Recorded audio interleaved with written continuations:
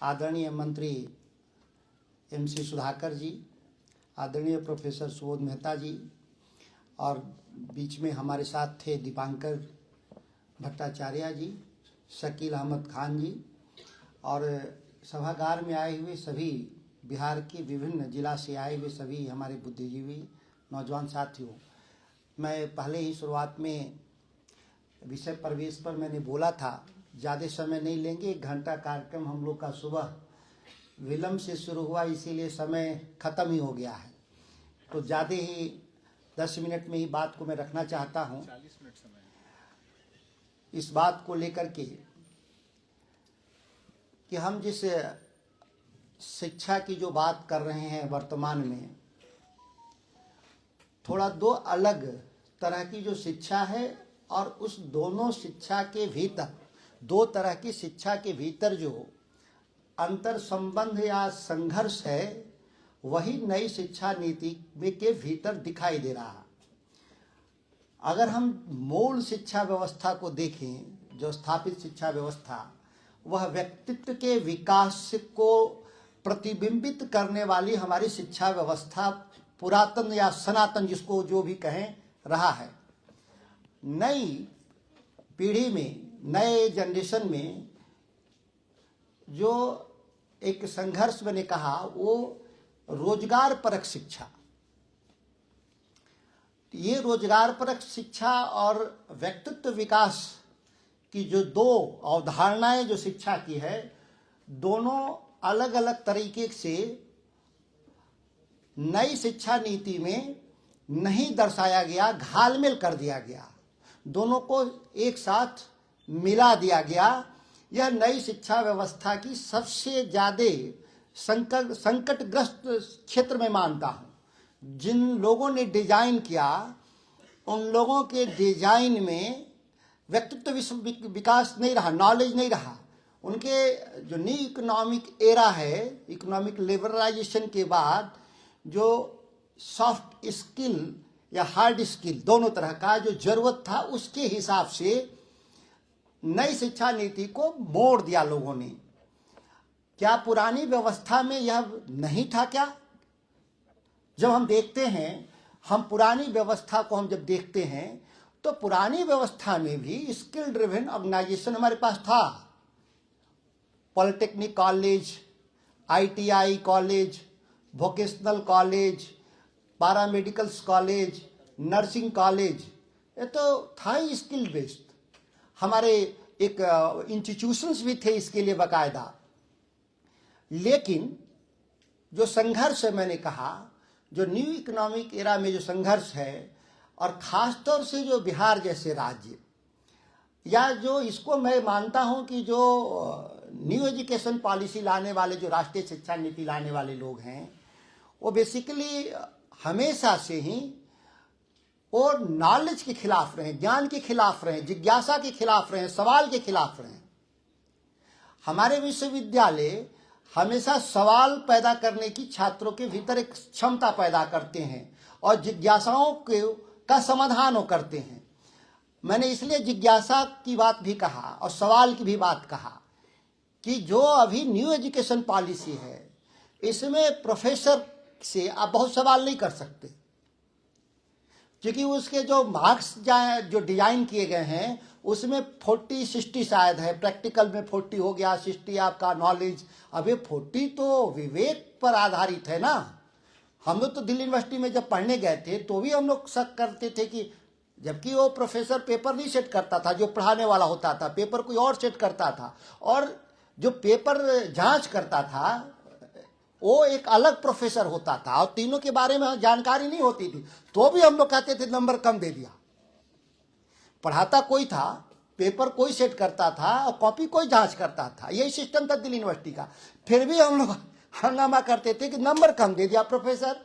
आज के दिन में न्यू एजुकेशन पॉलिसी में वही प्रोफेसर पढ़ाएगा भी, वही प्रोफेसर प्रश्न भी देगा, वही प्रोफेसर जांच भी करेगा। तो सेपरेशन ऑफ पावर कहाँ गया? डेमोक्रेसी तो चलती है इसी से। एक ही व्यक्ति को तीनों अधिकार नई शिक्षा नीति में, भले ही 40% का तो प्रिविलेज है, और फिर सिस्टम से आपको बाहर कर देगा। जो 75% का जो बेंचमार्क है कि फोर्थ ईयर में कौन मूव करेगा, तो उसको 75% तो होगा ही नहीं, जिसको नहीं चाहे वो आने नहीं देगा। आना चाहते वाले नहीं पहुंचेंगे वहां। ज्यों ही आइडियाज के स्तर पे वो लगेगा कि अलग विचारधारा का है, उसको वहीं पे फिनिश कर दिया जाएगा, एकलव्य जैसा मुठा काट लिया जाएगा उसका। ये बहुत चैलेंजिंग है, मैं बता रहा हूं। ये हम लोग को न्यू एजुकेशन पॉलिसी में इस बात को हमेशा जो डिजाइन जो हो रहा है कर्नाटक सरकार के भीतर हो या उन राज्यों ने जो डिनाई कर दिया नेशनल एजुकेशन पॉलिसी को, उनको भी इस बात को ध्यान रखना होगा। स्वतंत्रता इस हद तक नहीं होनी चाहिए जो व्यक्ति केंद्रित हो जाए। इंस्टीट्यूशन के भीतर स्वतंत्रता होनी चाहिए, इंडिविजुअल्स के भीतर जब दे देंगे तो वो सब घालमेल होगा। ज्यादा नहीं समय लेना चाहता। बिहार में हम लोग कहते हैं कि बहुत अच्छा एजुकेशन है, उसका एक उदाहरण दे के खत्म करना चाहता हूं। 75 साल से बिहार के भीतर जब हम बड़े स्तर पे जब हम टीचर बहाली करने गए, बिहार में टीचर्स रिक्रूटमेंट के लिए 5 लाख, भारतीय इतिहास में इतना किसी ने नहीं शुरू किया। जब राष्ट्रीय जनता दल तेजस्वी जी जब नीतीश कुमार के साथ जब हम सरकार बनाते हैं तो 5 लाख टीचर एक साथ बीपीएससी के जरिए, ये इस देश के इतिहास में किसी सरकारों ने नहीं किया। तो हमारे पास टीचर नहीं थे, हमारे पास शिक्षक नहीं थे, आधी सीटें खाली चली गईं। तब जब हमारे पास डोमिसाइल नहीं था, हम फ्री कर दिए थे ऑल इंडिया, जिसको मर्जी आओ परीक्षा में शामिल हो जाइए। फिर भी जिन विषयों को लेकर के सुबोध मेहता जी की जो हमारे जो कोर जो सब्जेक्ट्स हैं साइंस के, लैंग्वेज के, उनमें हमारे पास अभी भी करीब करीब 2 लाख सीटें खाली हैं, जिसको एडवर्टाइज थर्ड टाइम करना पड़ रहा है। तो इतनी सीटें खाली हो गई। तो बिहार में कितनी शिक्षा है हमारी थी, जब हम फ्री कर दिए सब आओ सब पाओ, फिर भी हम लोगों ने नहीं कर पाए। स्किल के बारे में लोग क्या जानते हैं इस देश का? लगातार स्किल डेवलपमेंट जो न्यू एजुकेशन पॉलिसी में है, कैसे डिजाइन किए। अभी चरणजीत सिंह चन्नी, पूर्व मुख्यमंत्री पंजाब, हमारी कमेटी के चेयरमैन हैं, पार्लियामेंट की स्टैंडिंग कमेटी के, उन्होंने कहा कि हम चीफ मिनिस्टर रहते हुए अपने इलाके में 500 करोड़ में एक यूनिवर्सिटी बनाया, स्किल यूनिवर्सिटी। बिल्डिंग तो मैंने बना दिया, लेकिन पता ही नहीं है कि स्किल होता क्या। कोई है ही नहीं उसको चलाने के लिए। कह रहे थे ओपनली, एक कल के बैठक, मैसूर की बैठक की मैं बात कर रहा हूँ, इसी समय हम लोग मैसूर में बैठे थे कल, कि हमारी यूनिवर्सिटी तो बंद तो गई। मैं लोगों से कह रहा हूँ, देश के लोगों से, कि चला तो दो इसको। तो ये कौन लोग सलाह दे रहे थे सरकारों को कि स्किल यूनिवर्सिटी बननी चाहिए? जो लोग सलाह दे रहे थे केंद्र में बैठ के, बिहार में एक सेंट्रल यूनिवर्सिटी घोषित किया गया है कि बिहार में एक स्किल का सेंट्रल यूनिवर्सिटी बनेगा, विक्रमशिला। ये कब का? 2016 का। 9 साल में उस पर ईंट नहीं रखा गया, पता ही नहीं कि स्किल क्या होता। मैं सेंट्रल गवर्नमेंट की बात कर रहा हूं। बिहार की सरकार तो डबल इंजन है, तो डबल इंजन में जोड़ लीजिए कौन बॉगी है कौन इंजन है। अब जो होगा होगा, लेकिन न इंजन को पता है कि न बॉगी को पता है कि स्किल यूनिवर्सिटी कैसे बनेगी। ये बिहार की और एक पंजाब का बना हुआ यूनिवर्सिटी, 2 मैंने एग्जाम्पल दिया।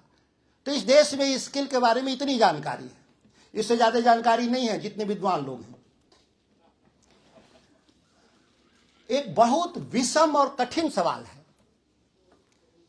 एक गांव के नगरपालिका के स्कूल में पढ़ने वाला बच्चा, जिसके बारे में पहले हाफ में भाषण में मैंने दिया था कि क्लास वाइज भी टीचर नहीं होता, क्लास वाइज कमरे नहीं होते, क्योंकि जो नीति है अभी तक 75 साल में, वो तो संख्या पे है। जिन विद्यालयों में 60 शिक्षक, वहां 2 ही टीचर जाएगा। ये हर राज्य की कानून है, ये कोई बिहार का नहीं। हम क्लास 5 तक है तो हम 6 शिक्षक नहीं भेजते, हेडमास्टर के लिए नहीं, 6 कमरे नहीं बनाते। हेडमास्टर उसी में एमडीएम भी, 2 कमरे होंगे तो एक में खुद बैठ के ऑफिस चलाएगा और एमडीएम भी चलाएगा, और एक कमरे में 5 क्लास चलता है। इतना तक भी बहुत खराब स्थिति नहीं मैं मानता। पटना में 5 विद्यालय एक बिल्डिंग में चलता है। सर विद्यार्थी जी कैसे मिस कर गया? आप तो हमारे आंकड़े के सबसे उस्ताद आदमी हैं। पटना में 5 विद्यालय एक बिल्डिंग में चलता है, और बकायदा यूट्यूबर्स दिखा रहा था 5 टीचर एक ही बोर्ड पे पढ़ा रहे थे एक साथ। एक बोर्ड था इतना बड़ा और 5 टीचर पांच क्लास को पढ़ा रहे थे। कार्यवाही क्यों नहीं हुई ये हम नहीं जानते। नीतीश जी के मॉडल को बहुत ज्यादा हम चर्चा नहीं करना चाहते। मैं उनका घोर आलोचक हूं और सरकार में इस्तीफा दिया हूं तो बताने की जरूरत नहीं। तो सर्टिफिकेट मेरे पर है कि आप तो रिजाइन करके चले गए थे, आपको तो सुधारना चाहिए था। तो मैंने कहा कि अगर मैं रह गया होता तो मैं भी नीतीश कुमार हो जाता, मैं भी नीतीश कुमार हो जाता। कुछ सुधरता नहीं, मैं ही सुधर जाता। बाकी जितने लोगों ने गए तो सुधर ही गए। नीतीश से अलग क्या किया? जो उनके साथ हैं या जो उनके सहयोग से सरकार चलाए, उन लोगों ने कौन अलग काम किया? तो मुझे लगा कि मैं भी उसी तरह का हो जाऊंगा। तो खैर मैंने रास्ता बदला। तो मैंने कहा कि उन विद्यालय में एक बिल्डिंग में 5 स्कूल के बच्चे पढ़ने वाले और एक दिल्ली के डीपीएस में पढ़ने वाले को नीट के परीक्षा में एक साथ बैठा देना, बाघ और बकरी को एक घाट पर पानी पिलाने की ये संभव है? भाई एक घाट पर बाघ और बकरी को पानी पिलाइएगा तो बकरी तो गई, बाघ तो रहेगा ही रहेगा।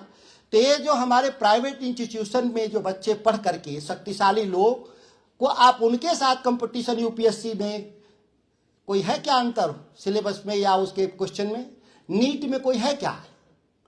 किसी भी कंपटीशन जो गवर्नमेंट के हैं, इवन मान लिया रिजर्व कैटेगरी का, मैं मानता हूं एससी वर्ग का ही सीट एससी को ही मिलेगा, लेकिन वो कौन एससी को मिलेगा? शेड्यूल कास्ट को। जॉब ऑब्वियस है कि वो डीपीएस में जो पढ़ा शेड्यूल कास्ट का बच्चा होगा वो सीट को लेके चला जाएगा, गांव में बैठने वाला जो शेड्यूल कास्ट का आदमी को नहीं मिलेगा। ये फर्क है कि हमारे पूरे आरक्षण के पूरे व्यवस्था को भी ध्वस्त कर देता है हमारी शिक्षा व्यवस्था, और नई शिक्षा व्यवस्था तो समाप्त कर देगा। हम उस अभियान में सफल नहीं होंगे कि कमजोर वर्ग के लोग शीर्ष पर जाएंगे, वो अभियान हमारा फेल कर जाएगा।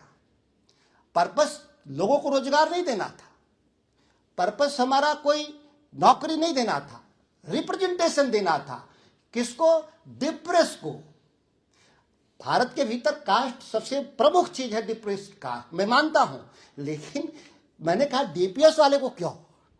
वो सीट तो जेएनयू इस मामले में यूनिक था। एडमिशन के सिस्टम में उन्होंने जो डिजाइन किया, उन्होंने कहा कि जो सबसे पिछड़े इस इलाके से आए हैं उनको हम एडवांटेज देंगे, जो रीजनल लैंग्वेज से पढ़ के आए हैं उनको एडवांटेज देंगे। ये 2-3 एडवांटेज के जरिए पूरे देश के लोग यूनिवर्सिटी में पहुंचे, जिसके खिलाफ आरएसएस और बीजेपी लगातार संघर्ष कर रहा है। वो मॉडल तो सरकार के पास भी नहीं है जो जेएनयू के पास, जो एडमिशन सिस्टम का था। और उसके एडमिशन सिस्टम ने उसको यूनिक बना दिया देश में, एडवांटेज।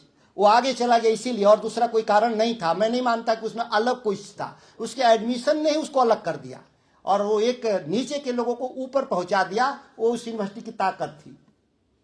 लॉ वर्सेज रूल्स, यहां जो एक्ट है आखिर 2009 राइट टू एजुकेशन, जब राइट टू एजुकेशन हमारे सामने था लक्ष्य, तो हम रूल्स बनाते समय 2002 में, रूल्स ही है ना सर, पार्लियामेंट में तो कोई डिस्कशन तो नहीं था उस मामले में। न्यू एजुकेशन पॉलिसी पर मेरी जानकारी है, वो तो सीधे सीधे एडॉप्ट कर लिया गया।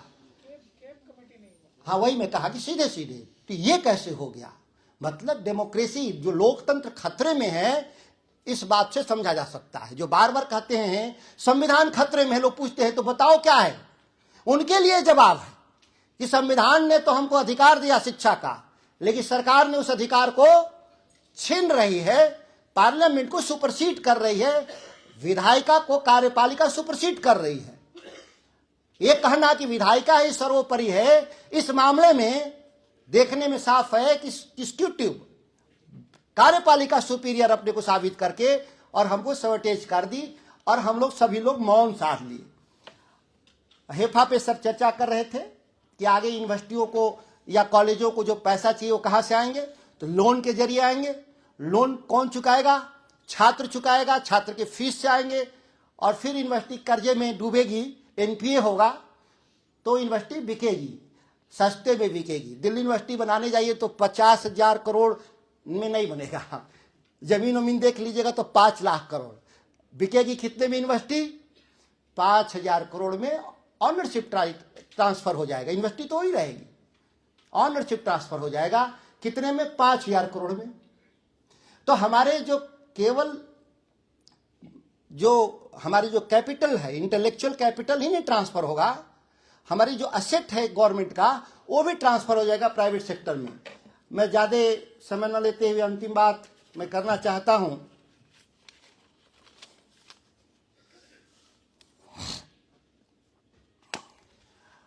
कि ये परिस्थितियां बदलेंगी कैसे। सबसे ज़्यादा अधिक जो नुकसान है राष्ट्रीय शिक्षा नीति का वो बिहार को है, क्योंकि सबसे ज़्यादा गरीब लोग बिहार में रहते हैं, और 2% अगर देश में 8 लाख के इनकम से ऊपर होंगे 3%, तो बिहार में आधा % भी ऐसे लोग नहीं हैं जिनकी इनकम 8 लाख से ऊपर होगा।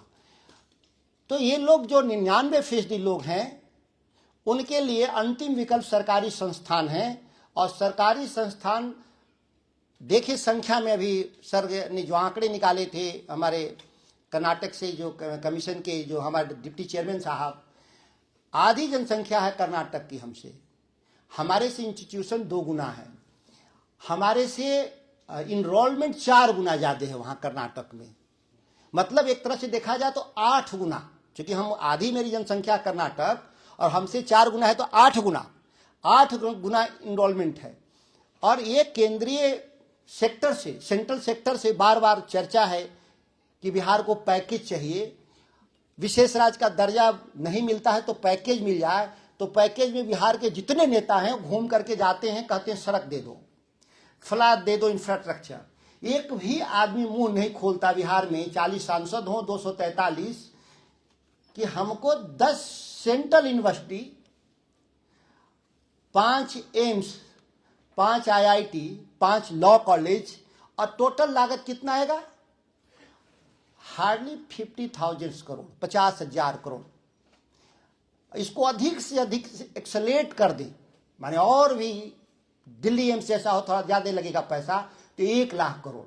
और मोदी जी कह रहे हैं कि मैंने तो 2 लाख करोड़ दे दिया बिहार को, और अभी चुनाव में आएंगे 30 तारीख को, तो 1-2 लाख करोड़ रुपया और घोषित करके चले जाएंगे। लेकिन 2 लाख करोड़ में बिहार के शिक्षा और स्वास्थ्य में 5 रुपया भी वो देने को तैयार नहीं है। हम ज़्यादा समय ले रहा हूँ, बाद में आएंगे एक दिन फिर इस पर चर्चा करेंगे, पब्लिक फाइनेंस पे। हमारे देश के जितने एक्सपर्ट हैं वो प्लान पे चर्चा करते हैं, नॉन प्लान पे चर्चा ही नहीं करते। हमारा मेजॉरिटी जो पैसा, जो एक्सपेंडिचर है, नॉन प्लान का है, और नॉन प्लान वहीं होगा जहां पहले प्लान गया था। तो जहां प्लान में पहले ही एक्सपेंडिचर हमको कर चुके हैं जिन राज्यों में, वहां पे नॉन प्लान तो ऑलरेडी जा रहा है। एक एम्स को चलाने में 2400 करोड़ रुपया लगता है। दिल्ली एम्स का जो खर्च है सलीना 2400 करोड़ रुपए है, और एक नया एम्स बनाने में 1500 करोड़। मतलब हर साल जो दिल्ली एम्स में हम नॉन प्लान पे खर्च कर रहे हैं, उतने में 2 न्यू एम्स खुलेंगे। एक बिगर स्पेक्ट्रम है जिसको बाद में हम खोलेंगे इसको। अभी हम इस पर एक द फ्रंट लाइन में मैंने लिखा भी है, 6 पन्ने का एक छपा है मेरा इस पर, तो वो बाद में उसको हम लोग चर्चा करेंगे अलग दिन। आज तो शिक्षा पर ही है हम लोग का। तो आप सभी लोगों का मैं स्वागत अभिनंदन करते हुए, और चूंकि अब अंतिम हमारे वक्ता है माननीय मंत्री जी, तो मैं अपनी बात को समाप्त करता हूँ। जय हिंद।